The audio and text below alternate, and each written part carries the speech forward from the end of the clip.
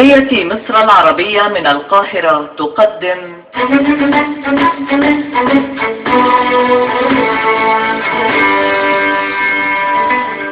الفنان الكبير يوسف شعبان في رؤية درامية جديدة لقصة الأديب العالمي نجيب محفوظ.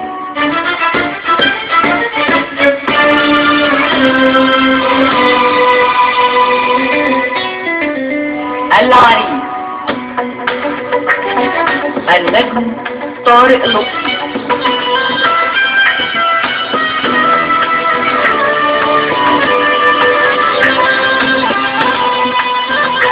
بطولة حنان مطاوع، ناصر سيف، شريف خير الله، عفاف رشاد، محمد محمود وهبة توفيق.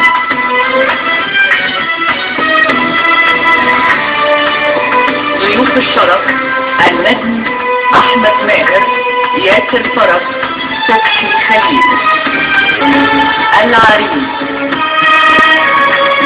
رؤية درامية وحوار فايز رشوان، اخراج علي عبد العال.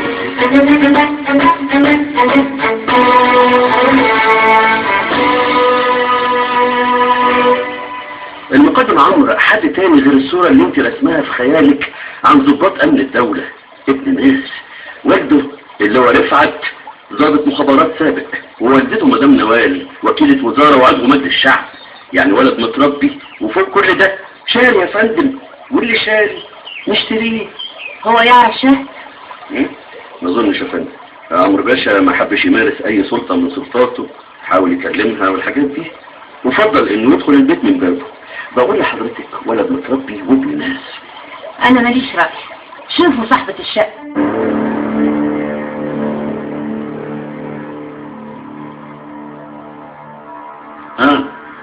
رأيك ايه؟ انا شايله موضوع الجواز ده من ذهني خالص يا بابا. بس مفيش بنت بتقعد من غير جواز يا شهد. انا مش مؤهلة نفسيا، مش مؤهلة لأي علاقة يا بابا. لو ما ظلمتش نفسي هبقى بظلمه هو معايا. انت لسه بتفكري في بقى؟ انا ما بفكرش غير في شغلي وبس، واظن ان ده واضح من الانجازات اللي انا عملتها الفترة اللي فاتت. فرع المستشفى الجديد في مدينة نصر، وخط الانتاج بتاع مصنع الاسمنت اللي سافرت الصين وتعاقدت عليه، واكثر. بابا اللي رباكي يقدر على فكرة يقراكي من عينيكي بمنتهى السهولة. كل حاجة بتاخد وقتها لحد ما تتنسي يا بابا. ومفيش شيء بيتنسي لوحده، لابد من عوامل مساعدة. اتعرفي بالظبط، مش هتخسري حاجة. لو اوكي، ما كانش.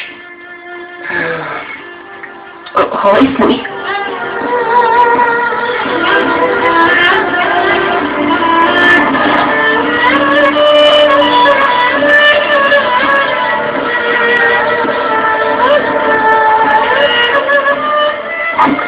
المقدم عمرو. اهلا سيادة المقدم، فرصة سعيدة. انا بحييكي على الفكرة الجميلة دي. فكرة ايه بالظبط يا فندم؟ مش واخدة بالي. يعني اننا نتقابل في مكان عام بعيد عن الصالونات وجو الرسميات اللي ما بحبوش ده. والله حضرتك بتحب ايه بقى بالظبط؟ لا الحقيقة انا ما عنديش وقت خالص للحب، وانا اعرفه اصلا. هي حياتي كده، 1+1 يساوي 2. وممكن كمان تساوي 11.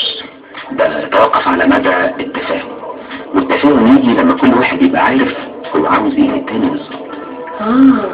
طب المقدم عمرو بقى عاوز ايه بالظبط من شهد عابد ميري؟ انا عارف علاقتك بالواد ده اللي بيطلع في التلفزيون كل يوم. عندي منافق، واد انتهازي ومتسلق، وماشي مع شوية عيال يساريين من بتوع قهوة وسط البلد. بس هيجابوا قريب ان شاء الله، وهيتعمل معاهم الصح. بس ده مش موضوعنا. انا عارف ان انت لسه بتحبي. ايه اللي انت بتقوله ده؟ انت مش بتجيبي ارقام تليفونات مش متسجله باسمي وتطلبيه منها علشان تسمعي صوته وتقفلي زي بنات الفن؟ ايه اللي انت بتقوله ده؟ على ايه يعني؟ افتحي اي قناه هتلاقيه طالع فيها زي عفريت العلبه. ده فاضل شويه تفتحي الثلاجه تلاقيه قاعد فيها بشعره المسبسب ده. ادي هوصله ان شاء الله لما يجي هو وشويه العيال اللي معاه. بس برضه ده مش موضوعنا. امال ايه هو موضوعنا بقى يا عمرو باشا؟ انا ابوي علمني وما سابيش اي حاجه، يعني كانت ايده نظيفه، والدتي شرف. انا ما ملكش غير بدلتي سلاح ميري. يعني محتاج فلوسي.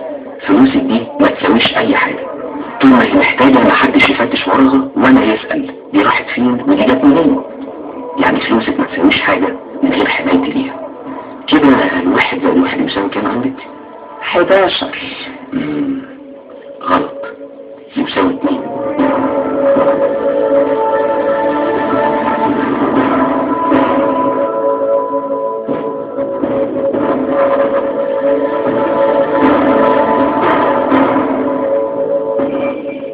ده مجنون يا بابا. عايز تتجوز واحد مجنون؟ ده دماغه ضايعه خالص ولا الهوا مليح. انا لا يمكن اتجوز واحد زي ده حتى لو عملت بقية عمري. انت بتتكلمي عن مين يا شهد؟ مجنون ازاي يعني؟ مش فاهم.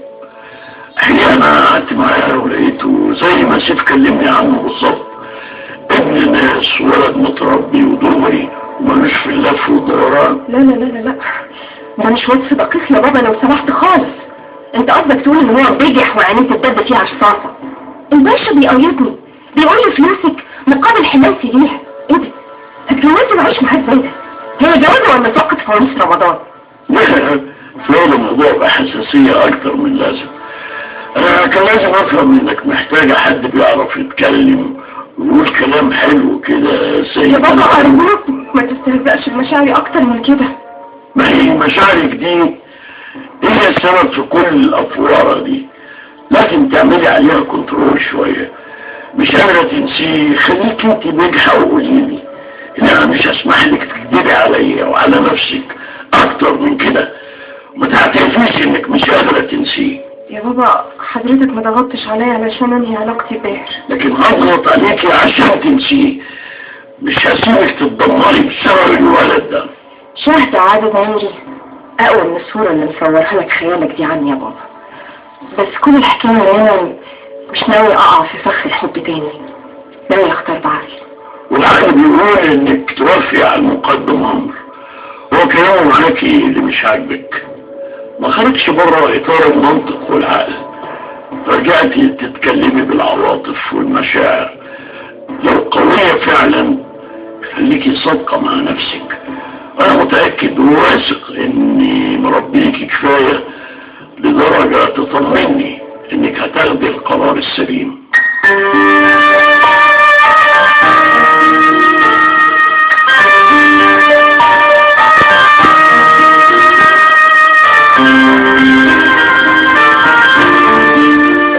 لا لا لا لا يا سيف دي لا يمكن ابدا تكون بني ادم طبيعي. صحتك يا عمرو بيه، انا عمري ما شفتك متنرفز بالشكل ده. اهدى شويه لو سمحت. دي برضه مهما كانت بنت عابد ميري. انا يتقال لي لا؟ طب وشرف ابوها لا خليها تندم عليهم ويسود اللي جت فيه. ايه بقى يا عمرو؟ ما تهدى شويه خلينا نعرف نتكلم. افضل يا اخي اني موجود في الموضوع من اوله وافضل فيه لاخره. الله، طب ما رفضها ليا وكمان بالاسلوب الرخيص ده، ما هو في وشك برضه يا سيف بيه. ما هو انت لو هتهدى شويه هتفهم انما طول ما انت بتنفذ بالشكل ده مش هقدر اوصل لمخك حاجه مفيده. طيب لو على كده بسيطه اديني جديد. اتفضل يا سيف بيه، كل اذان صغير. ايه بقى الموضوع؟ اولا شاهد ما رفضتكش، ده كلام مش دقيق. يا سلام، ولما تقول لي انا مش بفكر في الجواز دلوقتي ده يبقى معناه ايه؟ انت مش قلت لي انك هتهدى؟ اتفضل. البنت بتعمل اللي بتعمله اي بنت متقدم لها عريس يا اخي، خصوصا لو كانت ما تعرفوش. اللي هو ايه بقى عشان ابقى عارف؟ بتدلع عليك يا ست المقدر. انا برضو اللي افهمك بنات اليومين دول برضو. دي ليها في الدلع ولا ليها في اي حاجه خالص؟ دي معقده كلاكيع. ما هو انت برضو دخلت لها تسميه قوي، ومهما كانت هي معقده ففي الاخر هي بنت ومحتاجه شويه حنيه. قصدك محتاجه شويه حياسه من بتوع باهر عز الدين اللي لسه متعلقه بيه. اهي دي بقى معلومه انت غلطان فيها. اهي دي بقى المعلومه اللي انا متاكد منها. وافق اتعب شويه، الموضوع يستحق التعب يا صديقي. وعليا بايه ده كله؟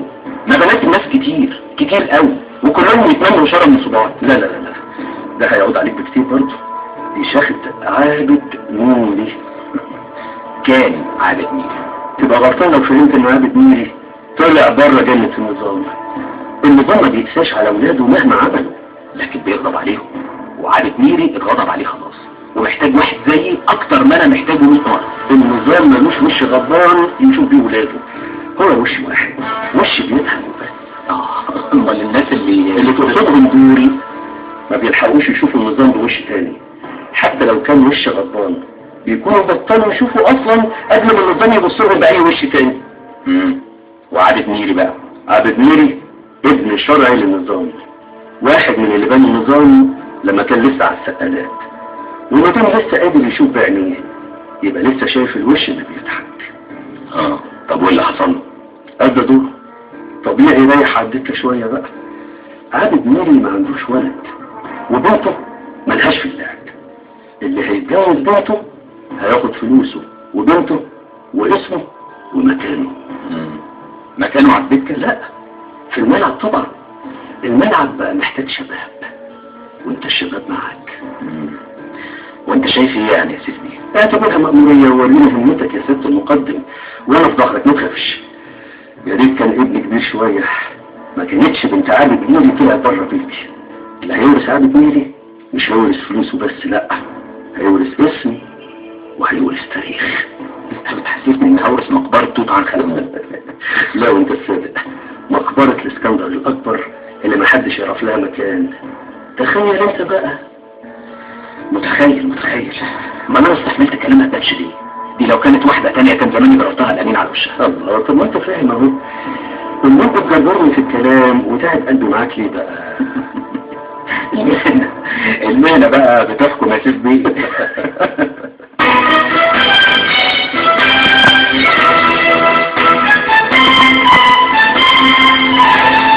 رؤية درامية جديدة لقصة الأديب العالمي نجيب محفوظ.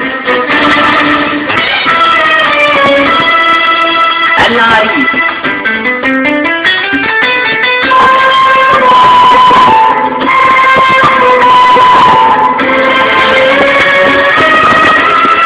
الرؤية الدرامية والحوار سيد الأشواق.